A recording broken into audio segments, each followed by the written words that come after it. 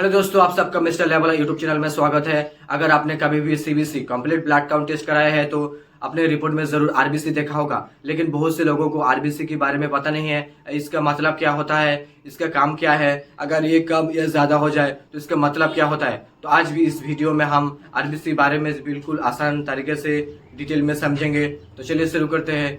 RBC क्या होता है? आरबीसी का full form red blood cell है। इन्हें एरिथ्रोसाइट भी कहा जाता है।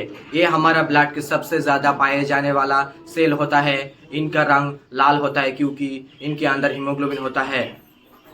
अब बात करते हैं आरबीसी के मेन काम के बारे में। तो आरबीसी के सबसे इम्पोर्टेंट काम है लंग्स से ऑक्सीजन लेकर बॉडी के हर ऑर्गन और टिश्यू तक पहुंचाना और बॉडी से कार्बन डाइऑक्साइड को वापस लंग्स तक लाना, जहां से सांस के साथ ये बाहर निकल जाते हैं। अगर आरबीसी कम हो जाए तो बॉडी के ऑर्गन तो ऑक्सीजन कम मिलती है, इसी वजह से थकान, कमजोरी जैसा सिम्टम दिख जाता है।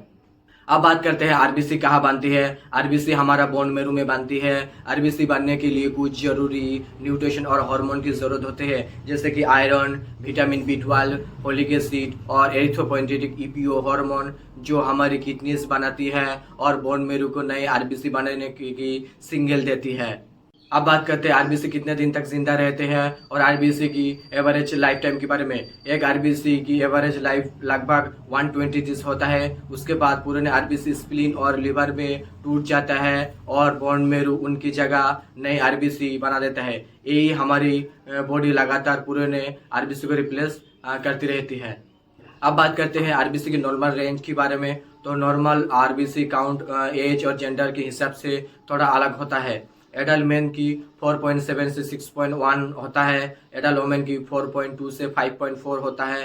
प्रेग्नेंट वोमेन की प्रेगनेंसी में आरबीसी काउंट थोड़ा कम हो सकता है। इसके इवोल्यूशन डॉक्टर क्लिनिकल कंडीशन के हिसाब से करता है। चिल्ड्रन की 4.1 से 5.5 होता है। एज के हिसाब से थोड़ा इधर इधर होता है। न्यूबॉर्न बेबीज की 4.8 से 7.1 होता है। ध्यान रखिए कि नॉर्मल रेंज लेबोरेटरी की रेफरेंस वैल्यू के हिसाब से थोड़ा अलग हो सकता है। अब बात करते हैं अगर आरबीसी कम हो जाए तो क्या होता है। अगर आरबीसी नॉर्मल से कम हो जाए तो बॉडी की हर ऑर्गन एंड टिश्यू तक ऑक्सीजन ठीक से नहीं पहुंचता, कम पहुंचता है। इस कंडीशन अक्सर एनीमिया के साथ देखा जाता है। इसके कॉमन सिम्टम है थकान, चक्कर आना, सांस फूलना, चेहरा पीला पड़ना, दिल की धड़कन तेज होना, ध्यान ना लगना, हाथ पैर ठंड लगना। इसका कॉमन डिजीज है iron deficiency, vitamin B12 deficiency, folic acid deficiency, blood loss, heavy minstrel bleeding, kidney disease, bone marrow disorder, chronic infection, कुछ कैंसर, हिमोलाइसिस यानी आरबीसी का जल्दी टूट जाना।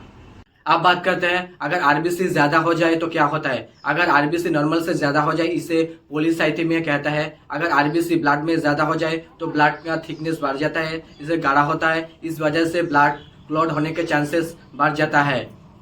सिम्टम क्या होता है? सिर दर्द, चक्कर आना, ध्यान धुलना, हाई ब्लड प्रेशर, चेहरा पर लालपन, हाथ पैर में जलन या सूजन। कॉमन डिजीज डिहाइड्रेशन, स्मोकिंग, ज्यादा दिन पहाड़ में रहना, क्रोनिक लंग डिजीज, कुछ हार्ट डिजीज, पॉलीसाइथेमिया वेरा, जो एक बोन मैरो डिसऑर्डर है जो जिसके वजह से ज्यादा आरबीसी बनता है। याद रखिए, सिर्फ आरबीसी काउंट देखकर किसी भी डिजीज को डायग्नोसिस नहीं किया जा सकता है। डॉक्टर हमेशा आरबीसी के साथ haemoglobin, haematocrit, MCB, MCH, MCHC और बाकी सीबीसी के पैरामीटर भी इवैल्यूएट करता है। इसीलिए अपनी रिपोर्ट का इंटरप्रिटेशन हमेशा डॉक्टर की सलाह के साथ ही करिए। अगले पार्ट में हम WBC को डिटेल में समझेंगे और जानेंगे कि ये हमारा बॉडी को इन्फेक्शन से कैसे बचाता है। अगर वीडियो यूजफुल लगे तो वीडियो को लाइक शेयर जरूर करना और चैनल को सब्सक्राइब जरूर करना। अगर आपका कोई सवाल है तो कमेंट में जरूर लिखिए। मिलते हैं अगले वीडियो में, तब तक अपना ख्याल रखिए, हेल्थी रहिए एंड सेफ रहिए। Thank you for watching.